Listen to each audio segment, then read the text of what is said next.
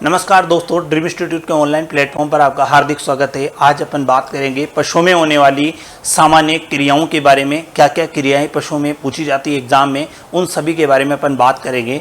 तो सबसे पहले स्टार्ट करते हैं अपन। एक प्रोसेस होती है जिसको कहा जाता है मेस्टाइटिस, एक होता है मेट्राइटिस,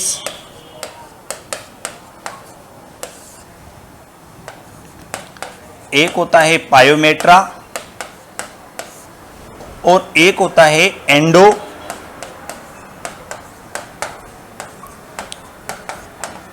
एंडोमेट्राइटिस। इन चारों प्रोसेस के बारे में आप ध्यान रखना, एग्जाम में प्रश्न पूछे जाएंगे। मैं उनके बारे में थोड़ा सा डिटेल से बताऊंगा ताकि आपका कोई भी प्रश्न गलत नहीं होगा। सबसे पहला आता है मेस्टाइटिस। तो मेस्टाइटिस यानी कि थनों की सूजन, थनों की सूजन को कहा जाता है मेस्टाइटिस। और ये कौन सी बीमारी में होता है? तो आप जानते हो कि थनैला रोग को मेस्टाइटिस के नाम से जाना जाता है, जो कि एक जीवाणु जनित बीमारी है जिसे गारगेट आयन शीत, वो मेस्टाइटिस के नाम से इस रोग को जाना जाता है। इस रोग का रोग कारक स्ट्रेप्टोकोकस एगेलेक्सिया नामक जीवाणु होता है। अगर अपन बात करते हैं इसके रोग के लक्षणों के बारे में, इस रोग में थनों में सूजन आ जाएगी। सूजन पर जैसे ही हाथ लगाते तो पशु को दर्द महसूस होता है। धीरे धीरे दूध का रंग परिवर्तन होने लग जाता है तथा थनों से दूध दही जैसे छींचड़ों के रूप में आने लग जाता है। रोग की अंतिम अवस्था में थनों में दूध के साथ रक्त आने लग जाता है और अंत में थन पूर्णतया बंद हो जाते हैं। ये मुख्यतया संकर गायों में ये रोग सर्वाधिक देखा गया है। और अगर आपसे कभी पूछा जाए कि भारत में दूध की हानि सर्वाधिक किस रोग से होती है, तो दूध की हानि सर्वाधिक भी किस बीमारी से होती है बेटा? मेस्टाइटिस बीमारी से होती है। तो इस चीज का भी आपको ध्यान रखना है। आगे आ जाओ मेट्राइटिस। तो मेट्राइटिस कहा जाता है गर्भाशय की सूजन को, गर्भाशय की सूजन को कहा जाता है मेट्राइटिस। आगे आ जाओ पायोमेट्रा, गर्भाशय में मवाद बढ़ना, गर्भाशय में मवाद बढ़ना क्या कहलाता है? पायोमेट्रा कहलाता है। अगला आ जाओ एंडोमेट्राइटिस। अब गर्भाशय की जो झिल्लियां होती है, अगर उन झिल्लियों में सूजन आता है, यानी कि गर्भाशय की अगर झिल्ली में सूजन आ जाता है, यानी आंतरिक झिल्ली में अगर सूजन आ जाता है, तो वो कहलाता है एंडोमेट्राइटिस। तो ये चारों चीजें आपको याद रखनी है। सबसे पहला मेस्टाइटिस है, दूसरा मेट्राइटिस है, तीसरा पायोमेट्रा है और चौथा एंडोमेट्राइटिस है। बात करें अपन मेस्टाइटिस यानी थनों की सूजन को मेस्टाइटिस कहा जाता है, गर्भाशय की सूजन को मेट्राइटिस कहा जाता है और गर्भाशय में मवाद बढ़ना पायोमेट्रा कहलाता है। और अगर गर्भाशय की झिल्ली में सूजन आता है तो उसे एंडोमेट्राइटिस कहा जाता है। तो इन चारों टर्मिनोलॉजी को आप अच्छे से पढ़ना है। अगर यहां से कोई भी प्रश्न आता है तो आपसे डायरेक्ट पूछा जाएगा कि गर्भाशय की सूजन को क्या कहा जाता है, गर्भाशय में मवाद बढ़ना क्या पूछा जाता है। तो अब अपन आगे पढ़ते हैं। एक होता है साइलेंट हीट,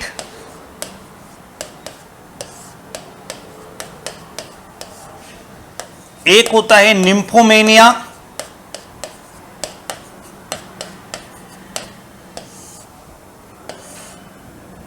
और एक होता है एनिस्ट्रस। देखिए, साइलेंट हीट का मतलब होता है पशु का मद के लक्षण प्रकट नहीं करना, पशु के द्वारा मद के लक्षण प्रकट नहीं करना। जैसे आपने देखा होगा कि जानवरों में मद के लक्षण प्रकट किए जाते हैं, जैसे बार बार रमाना, बार बार टॉयलेट करना, एक दूसरी मादा के ऊपर चढ़ना या गोल गोल चक्कर में काटना, इन सभी लक्षणों को प्रकट करते हैं। लेकिन कुछ विशेष स्थितियों में साइलेंट हीट यानी कि मद के लक्षण पूर्णतः प्रकट नहीं करता। तो यह साइलेंट हीट मुख्यतया देखा जाता है भैंस में, और भैंस में यह देखा जाता है मध्य रात्रि के समय, यानी मध्य रात्रि के समय सबसे ज्यादा साइलेंट हीट देखा जाता है भैंस के अंदर। आगे आ जाओ निम्फोमेनिया, यानी कि वह अवस्था जब पशु मद के लक्षण अत्यधिक प्रकट करता है, यानी कि ज्यादा मात्रा में प्रकट करता है, तो वह निम्फोमेनिया। और निम्फोमेनिया का सबसे मेन कारण हो सकता है एस्ट्रोजन नामक हार्मोन जो स्रावित होता है वो अधिक। एस्ट्रोजन जो नामक हार्मोन वो अंडाशय से स्रावित होता है। ये हार्मोन पशु को मद में लाने के लिए भी प्रयोग किया जाता है और इस हार्मोन के अधिक स्राव होने से निम्फोमेनिया की कंडीशन यानी कि पशु का लंबे समय तक मद में आना या अत्यधिक मद में आने का कारण भी हो सकता है। आगे आ जाओ एनिस्ट्रस। देखो, एनिस्ट्रस का अर्थ होता है वह अवस्था जब पशु मद में ही नहीं आता, यानी हीट के न तो कम लक्षण प्रकट कर रहा है न अधिक कर रहा है, यानी कि बिल्कुल भी नहीं कर रहा, तो आप इसे बांझपन भी कह सकते हो। आप इसे क्या कह सकते हो? बांझपन के नाम से भी अपन इसको जाना जा सकता है। तो ये चीज भी आपको विशेष ध्यान रखना है। अगर आपसे पूछे कि पशु पूर्णतया मद में नहीं आ रहा है तो उसको बोलेंगे एनिस्ट्रस, जिसका कारण विटामिन ई, यानी कि विटामिन ई को बांझपन विटामिन, जिसका रासायनिक नाम टोकोफिरोल होता है, तो इसे बांझपन विटामिन के नाम से भी जाना जाता है। पशु मद में लक्षण प्रकट कम कर रहा है तो साइलेंट हीट, जो मुख्यतः भैंसों में मध्य रात्रि के समय अधिक प्रकट कर रहा है तो निम्फोमेनिया। और अगर पशु पूर्णतया या किसी भी प्रकार के मद के लक्षण प्रकट नहीं कर रहा है या पशु हीट में नहीं आ रहा है तो वह कहलाता है एनिस्ट्रस। अब आप इसके आगे देखिएगा, एक होता है ब्रूसिंग, एक होता है निबलिंग, एक होता है ग्रेजिंग और एक होता है ब्राउजिंग। इन चारों प्रोसेस को आप देखना। पहला ब्रूसिंग होता है, जिसे छुटाई भी कहा जाता है, जिसे अपन छुटाई भी कह सकते हैं। दूसरा निबलिंग होता है, तीसरा ग्रेजिंग होता है और चौथा होता है ब्राउजिंग। तो आप एक चीज समझना, मैं आपको देखो, ये एक पेड़ है, इस पेड़ में अगर बकरी, यहां से बकरी अगर यहां पे फूल और पत्तियों को ऐसे खा रही है, जैसे मान लो ये छोटा पेड़ मान लीजिए इसे, और बकरी इसे डायरेक्ट यानी कि फूल व पत्तियों को खा रही है, तो ये वाली जो क्रिया होगी वो वाली क्रिया तो कहलाएगी ब्रूसिंग, जब ये यहां से फूल और पत्तियों को खाती है। निबलिंग में क्या होता है कि अगर बकरी जमीन से चारे को उठा के खा रही है तो इस प्रोसेस को बोलेंगे अपन निबलिंग। लेकिन कुछ विशेष स्थितियों में अगर बकरी आगे वाले पैरों को पेड़ पर रखकर और फिर वो फूल और पत्तियां खा रही है तो ऐसी वाली कंडीशन कहलाती है ब्राउजिंग। और अगर अपन बात करें लास्ट वाली कंडीशन के ग्रेजिंग के बारे में, तो ग्रेजिंग होता है कि गाय हुआ, भैंस हुआ और भेड़ हुआ जो जमीन से चारा खाती है, उस कंडीशन को कहा जाता है अपन ग्रेजिंग कहा जाता है। तो ये चारों प्रोसेस आपके समझ में आ गई होगी। एक बार मैं आपको फिर बता रहा हूं कि अगर देखो बकरी जमीन से चारा खा रही है तो उस क्रिया को अपन ने बोला निबलिंग। अगर बकरी ने आगे वाले पैरों को पेड़ पर रखकर और फिर पेड़ से फूल और पत्तियों को खाया तो वो क्रिया कहलाई ब्राउजिंग। लेकिन अगर आपसे डायरेक्ट पूछा जाता है कि बकरी फूल और पत्तियों को पेड़ से खा रही तो उस क्रिया को बोला जाएगा ब्रूसिंग। लेकिन अगर माना आपके पास है भेड़ है, गाय है, भैंस है और अगर वो जमीन से चारा खा रही है तो उस क्रिया को बोला जाएगा ग्रेजिंग। क्या बोला जाएगा? ग्रेजिंग। तो इन चारों प्रोसेस के बारे में आपको ध्यान रखना है कि ब्रूसिंग पूछे, अब देखो डायरेक्ट क्वेश्चन आता है कि ब्रूसिंग का संबंध किससे है, तो आपको डायरेक्ट बताना है बकरी से। ब्राउजिंग का संबंध किससे है? बकरी से। अब ब्रूसिंग ऑप्शन में नहीं आए, चुठाई आ जाए तो वो भी आपको विशेषता ध्यान रखना है। इसके बाद आगे वाली टर्मिनोलॉजी आप देखो, एक होता है राशन, एक होता है खुराक, एक होता है संतुलित आहार,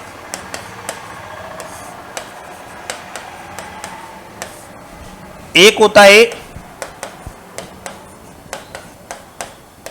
स्टेमिंग अप्राशन और एक होता है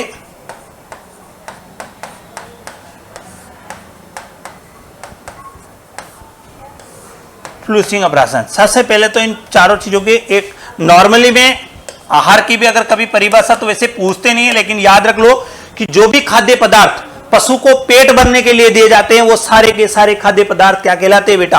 आहार कहलाते हैं। आगे आ जाओ राशन के अंदर।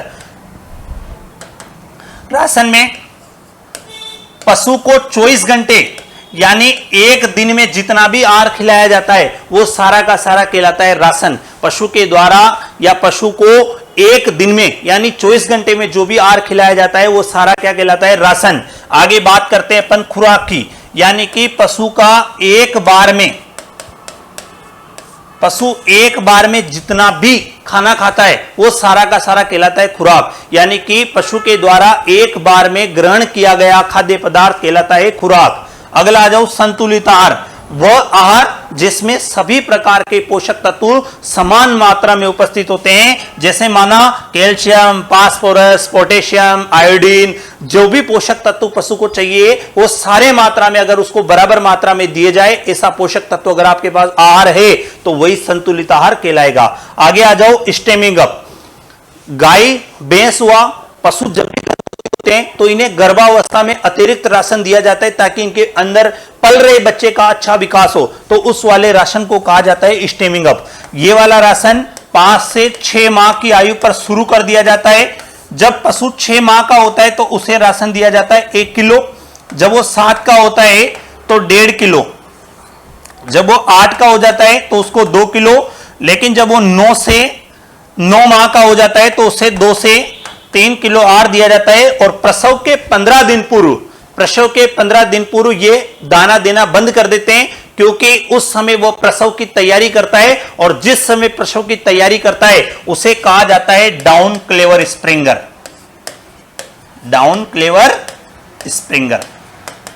मादा पशु प्रसव के 15 दिन पूर्व प्रसव की तैयारी करता है, इसीलिए उसे कहा जाता है डाउन क्लेवर या स्प्रिंगर के नाम से जाना जाता है। तो अगर आपसे कभी पूछा जाए कि स्टेमिंग अप राशन गर्भावस्था में पशु को अतिरिक्त राशन देना या दाना देना कहलाता है स्टेमिंग अप राशन। ये 5 से 6 माह की आयु पर शुरू किया जाता है। जब 6 माह का होता है तो 1 किलो, 7 का हो तो 1.5 किलो, 8 का हो तो 2 किलो और 9 का हो तो 2 से 3 किलो, और 15 दिन पूर्व बंद कर दिया जाता है, क्योंकि उस समय मादा पशु प्रसव की तैयारी करता है, इसीलिए उसे कहा जाता है डाउन क्लेवर या स्प्रिंगर। आगे आ जाओ। फ्लूसिंग अप। भेड़ को प्रजनन काल में लाने के लिए जो राशन दिया जाता है वो फ्लूसिंग अप कहलाता है, और इसकी मात्रा रखी जाती है 200 से 300 ग्राम। भेड़ को प्रजनन काल में यानी प्रजनन में लाने के लिए अतिरिक्त राशन दिया जाता है ऋतु में लाने के लिए, तो वो राशन जो कहलाता है फ्लूसिंग अप, और उसकी मात्रा लगभग रखते हैं 200 से 300 ग्राम। तो आपने पढ़ा सबसे पहले आहार, वो खाद्य पदार्थ जो भोजन में आप ले रहे हो वो सारे के सारे आहार कहलाएंगे। राशन की बात करते हैं तो पशु को 24 घंटे यानी एक दिन में खाया गया आहार सारा क्या कहलाएगा? राशन। खुराक, पशु के द्वारा एक बार में खाया गया आहार क्या कहलाएगा? खुराक। संतुलित आहार, वो आहार जिसमें सभी प्रकार के पोषक तत्व समान मात्रा में उपस्थित होते हैं, संतुलित आहार। स्टेमिंग अप राशन की बात करते हैं तो पशु को गर्भावस्था में अतिरिक्त राशन दिया जाता है, उस राशन को स्टेमिंग अप राशन कहा जाता है। ये राशन कब शुरू किया जाता है? तो 5 से 6 माह में। जब वो 6 माह का होता है तो 1 किलो देना है, 7 का हो तो 1.5 किलो, 8 का हो तो 2 किलो और 9 का हो तो 2 से 3 किलो। 15 दिन पूर्व दाना देना बंद कर देते हैं, क्योंकि उस समय नवजात बच्चा प्रसव की तैयारी करता है, इसीलिए उसे डाउन क्लेवर या स्प्रिंगर कहा जाता है। अगर अपन बात करते हैं फ्लूसिंग अप राशन कितना दोगे तो 200 से 300 ग्राम। तो कुछ ये टर्मिनोलॉजी है, ये भी आपको याद रखनी थी। अब आप आगे देखिए। आगे गर्भकाल, एक होता है दुग्ध काल, ये होता है यौनावस्था, मध्यकाल, गर्भकाल, दुग्धकाल, इसके बाद शुष्क काल। इन सभी के बारे में अपन बात करेंगे। सबसे पहले यौनावस्था, फिर मध्यकाल, फिर गर्भकाल, फिर दुग्धकाल, शुष्क काल। और दुग्धकाल के यहाँ पे एक मिल्क रिकॉर्डिंग भी कई बार पूछा जाता है एग्जाम में, मिल्क रिकॉर्डिंग। इन टर्मिनोलॉजी के बारे में अपन बात करने जा रहे हैं। सबसे पहले यौनावस्था में तो नर व मादा पशु की वो अवस्था जब उसके सभी प्रजनन अंग क्रियाशील होने लग जाते हैं तो वो अवस्था कहलाती है यौनावस्था।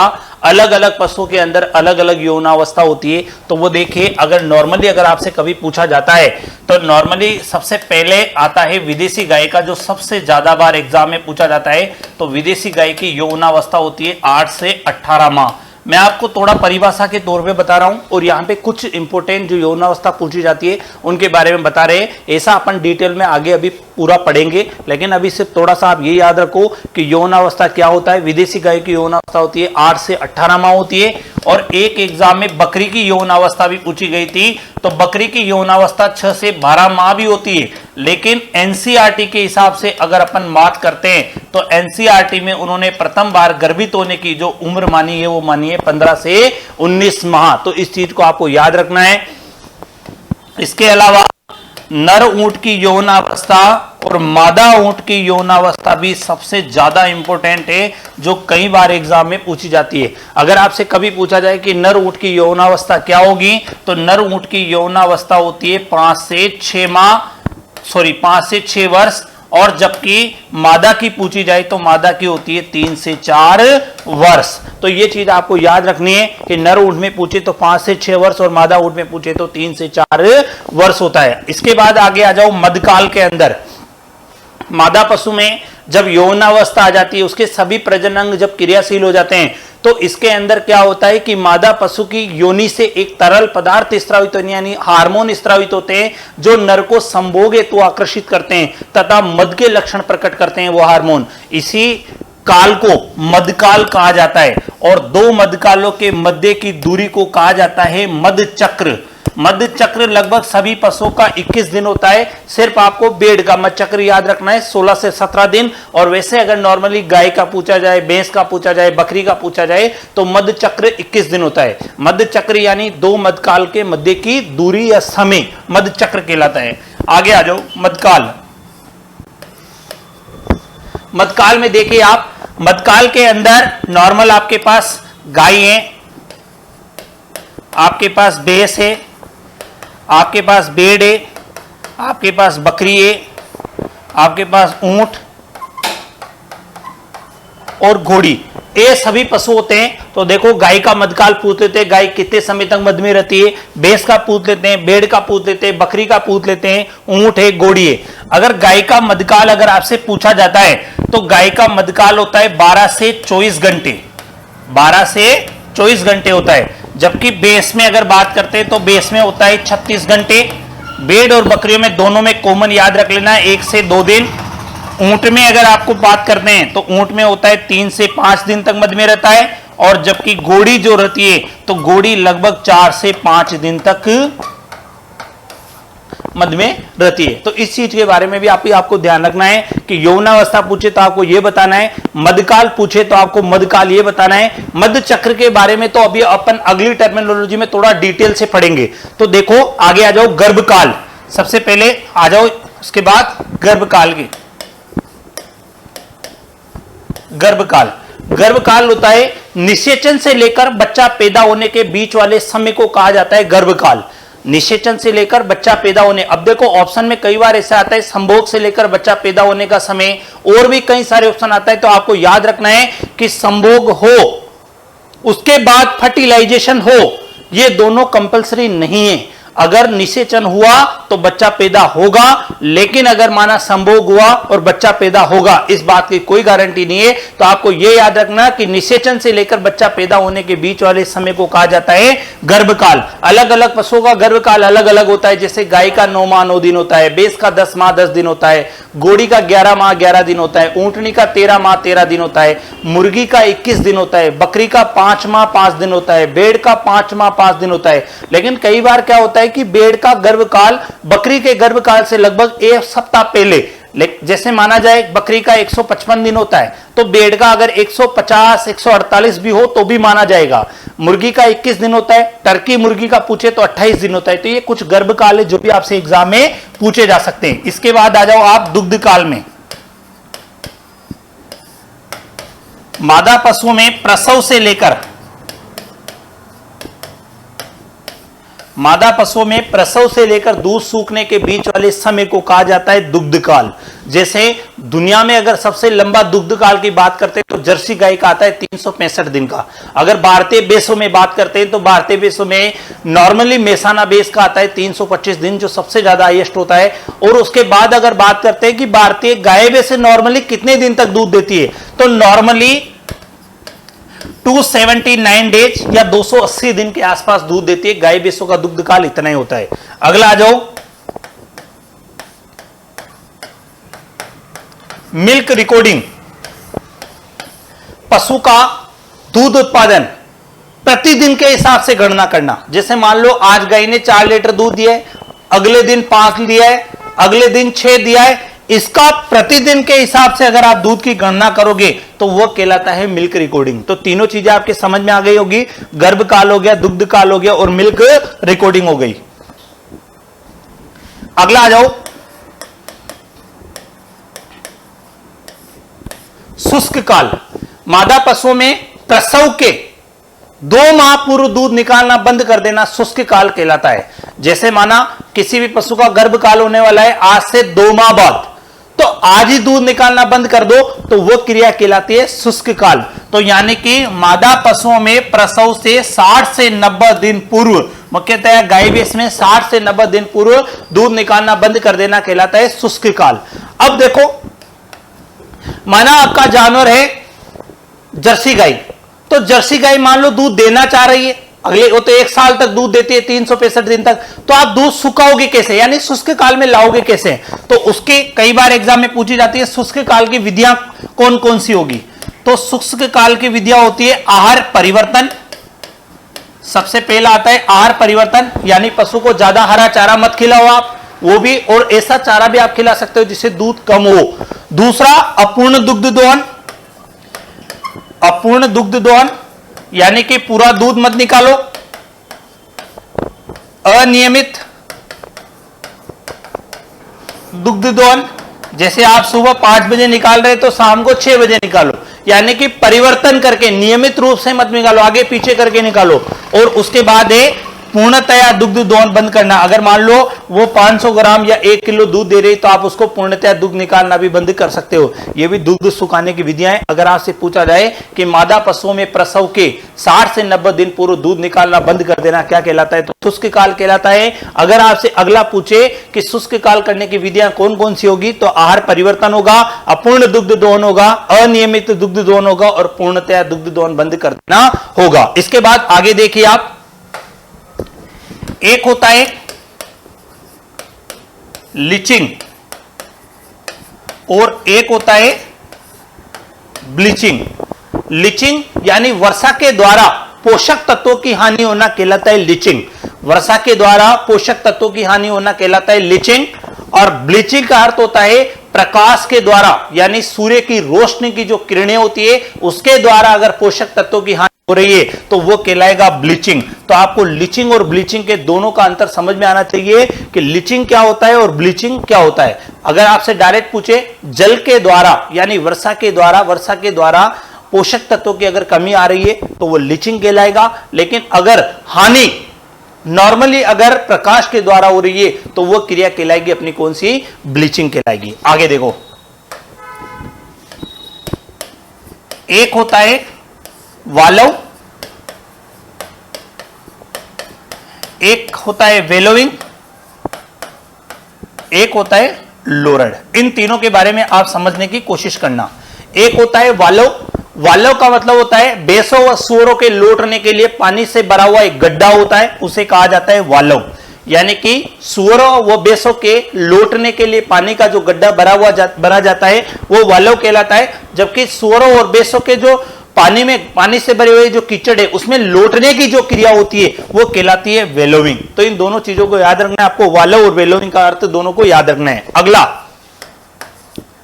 सूअर में वसा को, सूअर में जो वसा होती है उसको जाना जाता है लोरड के नाम से। तो ये भी आपसे कभी कभी एग्जाम में पूछा जा सकता है कि वालव क्या होता है, वेलोविंग क्या होता है, लोरड क्या होता है। तो अगर आपसे वालव पूछा जाए तो सूअरों व भैंसों के लौटने के लिए पानी से भरा हुआ गड्ढा कहलाता है वालव, और वेलोविंग कहलाता है कि सूअरों व भैंसों के पानी में लौटने की जो क्रिया होती है वो वेलोविंग कहलाती है। अगर आपसे पूछे लोरड तो सूअर से जो वसा प्राप्त होती है उसे लोरड के नाम से जाना जाता है। इधर आगे देखिए, अब नॉर्मली अगर आपसे पूछा जाए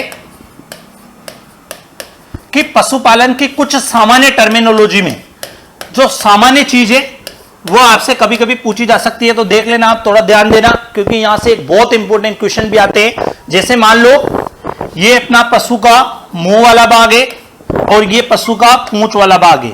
अब अगर अपन गणना करेंगे तो गणना हमेशा करी जाती है पूंछ की तरफ से। कभी एग्जाम में पूछ ले कि पशुओं में गणना कहां से की जाती है, तो गणना की जाती है पूंछ की तरफ से।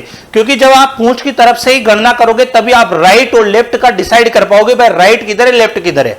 अगर जैसे माना मैं पीछे से पूंछ की तरफ से गणना करना सबसे सर्वोत्तम गणना की जाती है, तो इधर वाला भाग हो गया दायां और इधर वाला भाग हो गया बायां। अब देखो, अगर माना नॉर्मली अगर कंडीशन आती है, मैंने गणना पूंछ की तरफ से क्यों की उसका भी मैं कारण बता रहा हूं आपको, मुंह की तरफ से क्यों नहीं की। देखो पीछे से गणना, दायां वाला भाग ये हो गया और बायां वाला भाग ये हो गया। दाएं वाले भाग में पाया जाता है गर्भाशय और बाएं वाले भाग में पाया जाता है आमाशय। अब अगर देखो ये गणना अगर मैं मुंह की तरफ से करता तो दोनों भाग उल्टे हो गए, गर्भाशय दूसरी तरफ चल गया, रामाशय दूसरी। और अगर माना उल्टा अगर आपने गणना मुंह की तरफ से कर दी, अब पशु को आप्रा आ गया, उस समय अगर आपको ट्रोकार कैनुला नामक उपकरण लगाना है तो आप पशु के लगाओगे कौन सी ओर, बाईं ओर। और अगर आपने मुंह की तरफ से गणना की है तो बाईं ओर, तो कौन सा वाला भाग आएगा बेटा, गर्भाशय आ जाएगा। और आप ट्रोकार कैनुला गर्भाशय में लगाओगे तो पशु के गर्भाशय फट भी सकता है, तो ये वाला भी ध्यान रखना है आपको। इसीलिए अगर आपसे सबसे पहला प्रश्न अगर एग्जाम में पूछा जाएगा तो यही पूछा जाएगा कि पशुओं में गणना कहां से की जाती है, पूंछ की तरफ से। अगर आपसे पूछा जाए कि पशुओं में गर्भाशय किस ओर होता है तो दाईं ओर होता है, पशुओं में आमाशय किस ओर होता है तो बाईं ओर होता है। फिर आगे आ जाओ, अगर आपसे पूछा जाए कि पशुओं को गिराया किस साइड पे जाता है तो पशुओं को गिराया जाता है दाईं साइड पे, यानी कि पशुओं को जो गिराने वाली प्रोसेस होती है वो गिराने वाली प्रोसेस होती है दाएं साइड पे। और पशुओं को जमीन पर गिराना कहलाता है कास्टिंग। पशुओं को जमीन पे गिराना क्या कहलाता है, कास्टिंग। बाईं ओर इसलिए नहीं गिराया जाता है कि अगर आप उसको बाईं ओर गिराओगे तो आमाशय में यानी कि पेट में गड़बड़ी होना, जैसे गिरेगा तो पेट में किसी भी प्रकार की कोई भी नॉर्मली डाइजेशन सिस्टम संबंधी कोई भी बीमारी हो सकती है, इसीलिए उसको दाईं साइड पे ही गिराया जाता है। प्रेगनेंसी का ध्यान रखा जाता है, अगर वो गर्भावस्था में होता है तो उसका विशेष ध्यान उस समय आपको रखना है। तो देखो पशुओं को जमीन पर गिराना कास्टिंग कहलाता है, गिराया किस साइड पे जाता है, दाईं। अब यहां पे गिराने की विधियां भी देख लो क्योंकि कई बार एग्जाम में आती है। तो देखो इसके अंदर हो जाएगा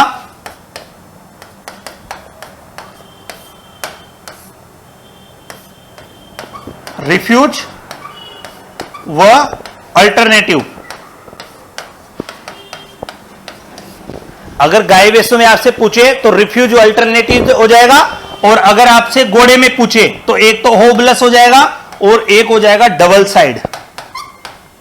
देखो पशुओं को गिराया दाई साइड पे, गिराना कास्टिंग कहलाता है। गाय भैंस के अंदर रिफ्यूज और अल्टरनेटिव विधि हो गई, और घोड़े के अंदर होबलस और डबल साइड विधि हो गई। अगला बाईं साइड दूध निकालने की क्रिया विधि।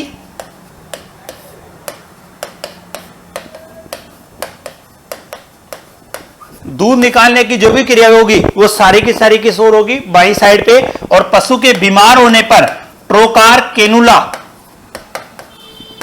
नामक उपकरण का प्रयोग भी किस ओर किया जाएगा, बाईं ओर ही किया जाएगा। तो याद रखना ट्रोकार कैनुला नामक उपकरण का प्रयोग आफरा नामक बीमारी में किया जाता है। आफरा को टिम्पेनी या टेम्पोनाइटिस के नाम से भी जानते हैं। ये एक आहार जनित बीमारी है आफरा। ये पशुओं को भूखे पेट अधिक फलीदार चारा खिलाने से भी हो सकता है। नॉर्मली इन सब चीजों के बारे में आज अपन ने पढ़ा।